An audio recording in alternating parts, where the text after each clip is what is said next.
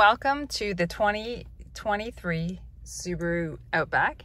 Today we're going to talk about valet mode. So I'm going to go to my home, I'm going to go to settings, and then I have valet mode. I'm going to enter a passcode, so I'm just going to, for the simple sake of it, enter 1234, confirm. So now I'm going to activate its valet mode.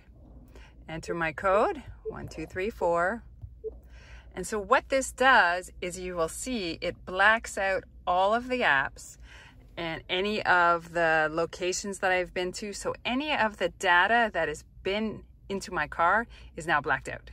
So that way, if you are bringing your car somewhere for servicing or someone else will be driving, it will drive the same. However, all of your information will be blacked out. So you can see the screen tells me valet mode is active. So to turn it off, I simply now enter my passcode back again and I turn it off. Okay. And now we're back. Now we have our apps displaying again.